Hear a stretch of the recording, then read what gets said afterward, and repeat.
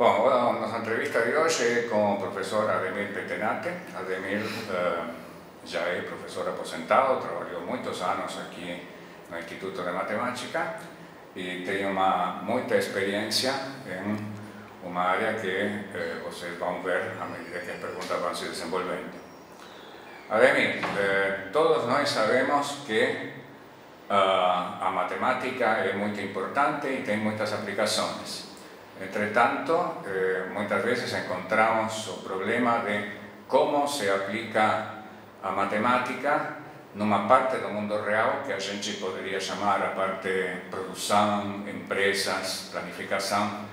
E você é a pessoa que tem uma grande experiência nisso e gostaríamos que você falasse disso. Ok, Mário, obrigado pelo convite. Talvez uma primeira correção que eu faria na sua pergunta, porque na realidade eu trabalho com estatística, né? E estatística tem alguma diferença em relação à matemática, né? Então a minha experiência com trabalhar com empresas varia muito, até do tipo de empresa. Eu já tenho experiência de trabalhar com manufatura, com serviços e mais recentemente, nos últimos anos, com a área de saúde. A gente tem vários projetos no Brasil na área de saúde, onde a gente trabalha com melhoria de processos, onde a estatística desempenha um papel importante. Então, eu não sei, talvez eu pudesse falar mais atualmente do que eu estou fazendo na área de saúde, que eu acho que é um tema assim, extremamente relevante, porque a carência e os problemas de saúde do Brasil são enormes, né? E eu acho que o que a gente está fazendo tem um grande potencial de mudar uma realidade. Então, seria basicamente esse o foco do trabalho. E eu tenho trabalhado com um instituto dos Estados Unidos, Institute for Healthcare Improvement, é uma organização não governamental que foi criada na década de 90 e que tem trabalhos no mundo todo, em projetos na área de saúde. Muitos nos Estados Unidos, onde eles começaram, mas tem projetos na Europa, tem projetos na Ásia, tem projetos na África. E nos últimos 4 ou 5 anos a gente começou a trabalhar também em projetos no Brasil e agora também indo para outros países da América Latina. O projeto que eu acho assim, um dos mais relevantes que a gente vem trabalhando, a gente começou isso há 2 anos atrás, é um projeto chamado Parto Adequado. É um projeto que visa interferir numa realidade onde o Brasil ocupa uma posição assim, bastante desonrosa, que é a questão de cesáreas. O Brasil é um dos países que mais faz cesárea no mundo. No setor privado, essa porcentagem de cesáreas chega a 85%, quando recomendado é não passar de 15%, do ponto de vista de todas as evidências científicas que a gente tem em relação a isso. E esse projeto ele nasceu a partir de uma experiência positiva que foi realizada em um hospital em Jaboticabal, onde um dos médicos com o qual eu trabalho atualmente, ele fez um projeto de 10 meses e a taxa inicial de cesárea era em torno de 96%, 97%. Ou seja, ali só nascia de parto normal se não desse tempo do médico abrir, né? E em 10 meses ele conseguiu abaixar a taxa de cesárea de 90 e tantos por cento para em torno de 55%, que foi um resultado assim, fantástico do ponto de vista do tempo que foi realizado. E isso é tudo feito com método, né? E a estatística, no caso, tem um papel importante nesse sentido, porque a gente tem que investigar dados, tem que monitorar os resultados ao longo do tempo. E em função disso, esse projeto chamou a atenção do Ministério da Saúde, chamou a atenção da ANS, que é o órgão governamental que regula os planos de saúde, e sensibilizou o Einstein, que é um hospital importante em São Paulo, que bancou a primeira fase do projeto. Então, a gente chama isso de projeto colaborativo, porque a gente reúne um conjunto de organizações, no caso hospitais, com maternidade, e tem um tema comum. O objetivo comum é aumentar a porcentagem de partos vaginais durante um período de 1 ano e meio de trabalho, junto com 26 hospitais. E nesse 1 ano e meio a gente saiu de uma taxa média de partos vaginais, porcentagem em torno de 22%, e a gente chegou a 38% em um prazo de 1 ano e meio, que é um resultado também fantástico em função de outras experiências do passado, onde se tentou muitas coisas, não se conseguiu o resultado. E a gente tem agora, iniciando a fase 2 do projeto, com 150 hospitais, e o objetivo é chegar em alguns hospitais a 65%, 70% de parto vaginal. E o que isso tem a ver com o IMEC, isso tem a ver com o que a gente está conversando aqui, né? Quer dizer, a abordagem que a gente usa, essencialmente, é baseada no trabalho do Deming. O Deming era um estatístico, foi um estatístico importante do ponto de vista da própria área de estatística, mas também importante do ponto de vista da área de melhoria de processo. E o Deming, ele consolidou todo o trabalho dele, dizendo que o trabalho de melhoria ou de gestão se consolida em 4 pilares, essencialmente. Um deles é enxergar qualquer organização como um sistema, e, nesse sentido, uma frase que é importante para a gente é que todo o sistema está perfeitamente desenhado para produzir o resultado que produz. Então, se a gente tem uma taxa no Brasil alta de cesáreas, é porque o sistema está desenhado para fazer cesárea. Então, a gente precisa desenhar um novo sistema, que é o que a gente está trabalhando. O segundo pilar importante é que a gente tem que aprender como fazer as coisas, e o método científico é o motor do aprendizado dentro desse método que a gente trabalha. O terceiro pilar é a parte da psicologia, o lado humano. A gente trabalha com pessoas o tempo todo, em qualquer área, né? Seja na universidade, seja no hospital, seja numa empresa, e as pessoas são diferentes. A gente precisa entender o que motiva as pessoas, o que envolve as pessoas nesses projetos todos. E o quarto pilar é o pilar da variação. Todo processo, todo sistema tem variabilidade, e se a gente não entende variabilidade de forma correta, as decisões que a gente toma são comprometidas. Então, especificamente, quer dizer, um dos pilares fundamentais de todo o projeto de trabalho é o entendimento de variação que está presente. E a estatística é o conjunto de conhecimento que fundamenta todo o trabalho que a gente realiza. Então, fazendo a conexão, né, do projeto, que eu acho importante do ponto de vista social, e onde que a estatística, no caso, entra como uma contribuição fundamental nesse trabalho. Ok, muito bem. Primeiro me desculpe por ter falado matemática e não matemática e estatística. Na realidade, eu quis dizer matemática e estatística, ou estatística e matemática. Tá, não tanto. O que eu queria saber agora é o seguinte: bom, como começou isso tudo? Ou seja, qual foi o ponto de partida? Trabalhos seus anteriores, digamos? Então, do ponto de vista assim, pessoal, eu trabalho com essa... Bom, primeiro, minha formação, eu me formei em computação aqui na Unicamp, na década de 70, na época do cartão perfurado ainda, eu sempre brinco com os alunos em relação a isso. Mas durante a graduação eu já me interessei por estatística, terminei a graduação, fui contratado no departamento de estatística, fiz mestrado em estatística aqui na Unicamp, fiz doutorado em estatística nos Estados Unidos. E durante o doutorado, a área de interesse meu foi de planejamento de experimentos, que é uma área que tem um conjunto de conhecimentos com um potencial de aplicação imenso nas indústrias, né? Fazer experimentação planejada para aprender sobre quais são os fatores que são relevantes, etc.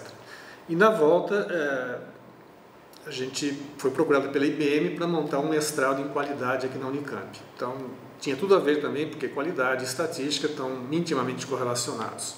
Fizemos um mestrado em qualidade, foi o primeiro mestrado profissional no Brasil, com essa estrutura. E depois, aí já no começo dos anos 2000, a gente montou um outro programa aqui, que foi o programa de formação que a gente chama de agentes de melhoria, ou pessoas capacitadas a trabalhar com melhoria em organizações. Então, meu envolvimento foi se desenvolvendo nessa área. Eu fui aprendendo também outras coisas além do conhecimento específico de estatística, que ajuda a gente a trabalhar com melhoria de processos. E durante esse trabalho eu comecei a me interessar pela área de saúde.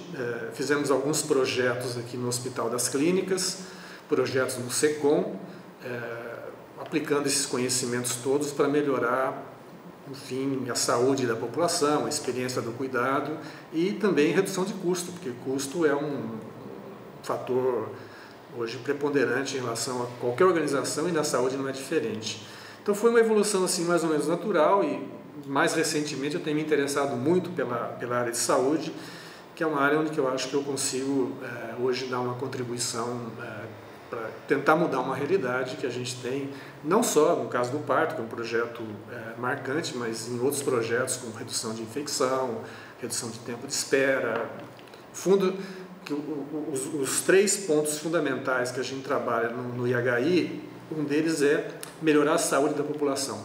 São projetos para melhorar a saúde da população, projetos para melhorar a experiência do cuidado, porque às vezes você pode até ter um bom atendimento do ponto de vista clínico, mas a tua experiência pode ser muito ruim. Então, colocar o paciente no centro do cuidado é fundamental. E o terceiro pilar é custo, né? A gente tem que reconhecer que se a gente não conseguir reduzir custo, mantendo ou melhorando a qualidade, o sistema se torna inviável, porque não há recurso infinito para a gente atender as demandas todas que a gente tem da sociedade como um todo e na saúde em particular. Então, o começo foi o mestrado em qualidade. Mestrado em qualidade. Isso permitiu você adquirir contatos, por exemplo? Contatos com empresas, e aí começaram a aparecer os problemas nas empresas, e a gente foi se envolvendo e aprendendo, inclusive, como que é trabalhar com a empresa, né? Porque a gente vive na universidade às vezes e a gente tem uma experiência de livro didático. Os problemas estão ali, você tem uma técnica, você resolve com aquela técnica, ensina os alunos, mas na hora que aparece um problema real, a solução não está em livro nenhum. Você tem que realmente ser criativo no sentido de usar aquilo que você tem de conhecimento para ajudar a empresa, no caso, a organização, a melhorar alguma condição, seja do ponto de vista de qualidade, seja do ponto de vista de custo, seja do ponto de vista de satisfação, coisas desse tipo. Então, no início foram muitos trabalhos ligados especificamente a planejamento de experimentos, que era a minha área de especialização. E as coisas depois foram se expandindo para outras áreas de conhecimento dentro da empresa, sempre tentando juntar a parte de estatística especificamente com uma linguagem, com a maneira de trabalhar da empresa que é bem diferente do que a gente tem na universidade. Então é um aprendizado, e esse aprendizado é importante se você quiser realmente interagir com as empresas, né? Esse aprendizado é fundamental, senão a gente fica numa linguagem acadêmica, a empresa tem uma outra linguagem, e é como se a gente tivesse de um lado falando chinês, do outro lado falando português, a gente tentando se entender. Fica muito difícil se a gente não tiver essa vivência, essa experiência. Você acha que essa experiência é generalizável? Ou seja, que esses mestrados profissionais seriam a ponte natural entre pessoas com conhecimento técnico, matemático, estatístico e com pessoas do mercado, de empresas? Ou tem outras pontes igualmente? Não, essa é uma ponte possível, né, de relacionamento, mas existe uma questão que eu acho que talvez a Universidade Brasileira precisa ainda lidar com ela, né? Coisas que talvez assim em universidades americanas isso já está um pouco mais resolvido, né? Como conciliar, né, os interesses e a demanda e a cobrança que é feita em cima do professor da universidade, em termos de publicações, com o tempo que ele dedicaria a interagir com as empresas em relação a isso.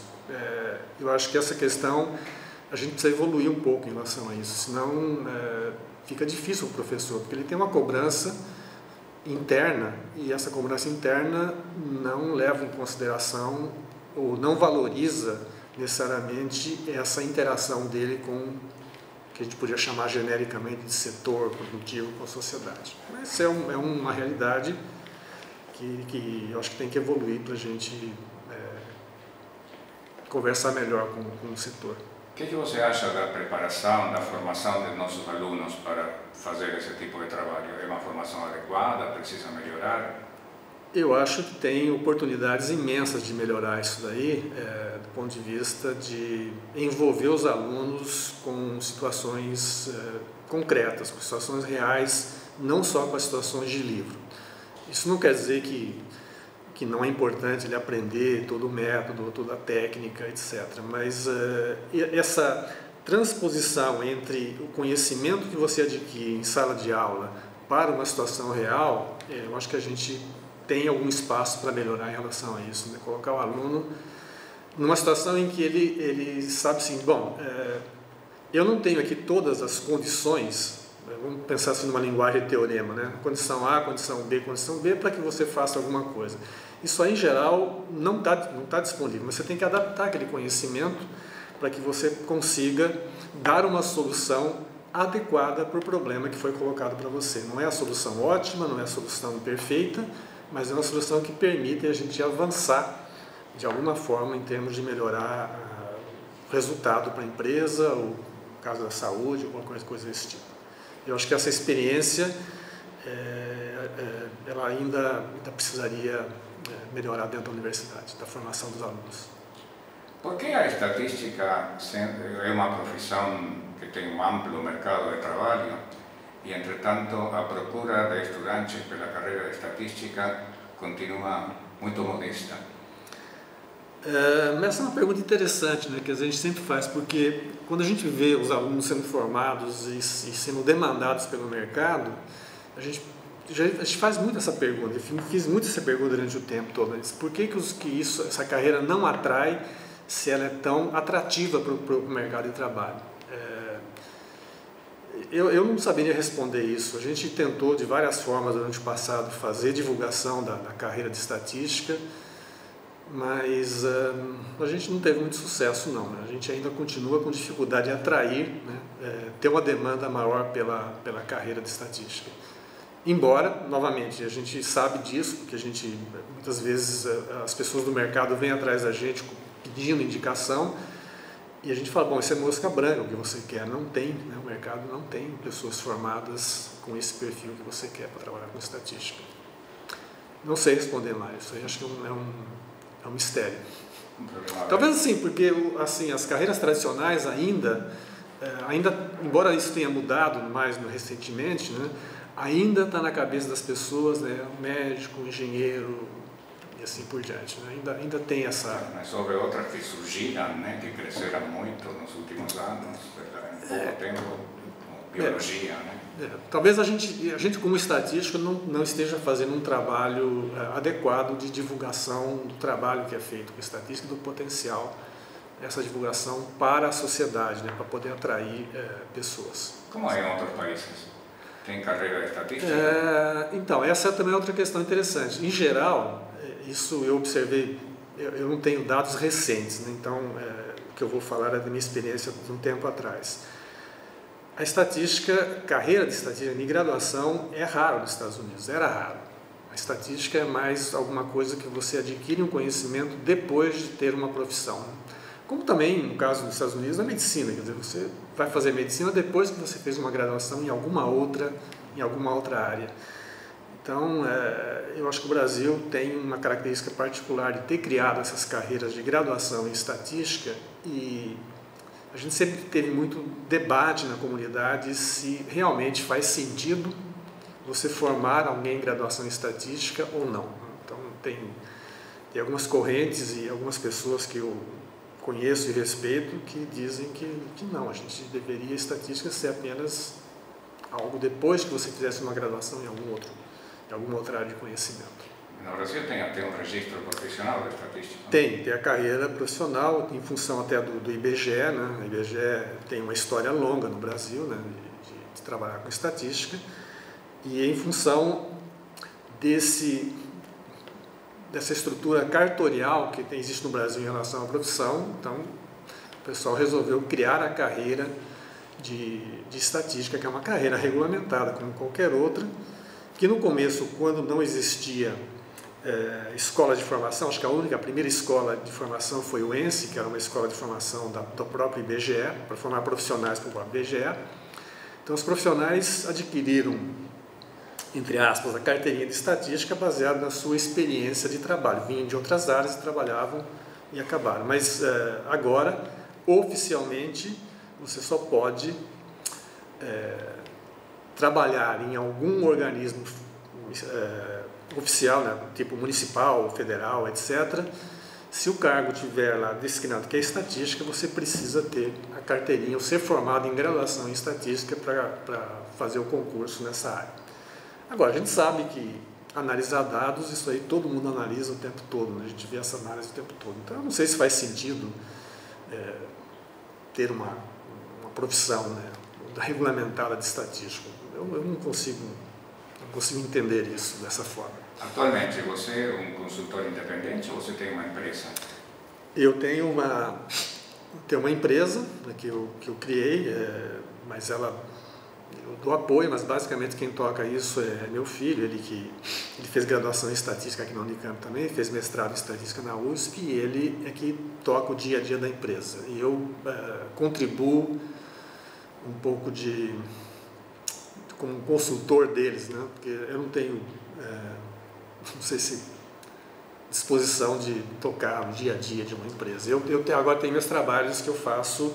Você me falou fora da Câmara que está trabalhando mais agora que quando sim, antes de se aposentar? Sim, trabalho mais agora do que antes de aposentar, porque a demanda por trabalho tem crescido bastante, né?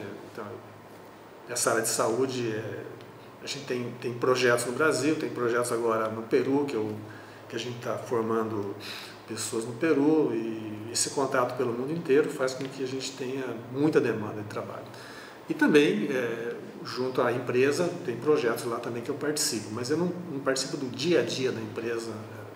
Eu trabalho muito, ou viajo ou trabalho em casa, porque como tem contatos no mundo inteiro, é muito reunião por Skype, são trabalhos feitos via meios eletrônicos hoje, que é o que a gente tem de recurso para poder trabalhar e contactar o mundo inteiro.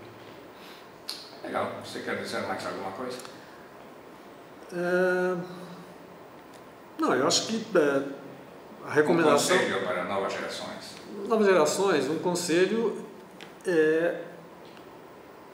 que eu falo, eu ainda dou uma disciplina na graduação aqui, eu sempre falo para os alunos, né? Quer dizer, a gente tem que entender que esse mundo aí fora, as coisas mudam hoje com uma velocidade muito grande. Então, a gente tem que ter uma preocupação muito maior na formação da gente em aprender a aprender continuamente, né? Aquilo que a gente aprende como conhecimento específico, hoje pode ter uma validade, talvez daqui 5 ou 6 anos aquilo seja superado, né? como conhecimento específico. Mas se a gente sabe aprender coisas novas o tempo todo, a gente está apto a se adaptar a essa nova realidade que se coloca hoje. Então é muito mais importante hoje saber aprender, ter um processo de aprendizado estruturado, do que ficar preso num resultado específico de um conhecimento. Mas a gente também aprende a aprender aprendendo numa sala de aula. Quer dizer, isso é um processo iterativo. Dos alunos, e os alunos precisam entender isso, né? Essa realidade muda e a gente precisa estar apto, porque senão a gente acaba sendo superado pela molecada que vem atrás da gente aí. Ótimo, Ademir. Então, ficamos por aqui. Obrigado por sua contribuição. Ok.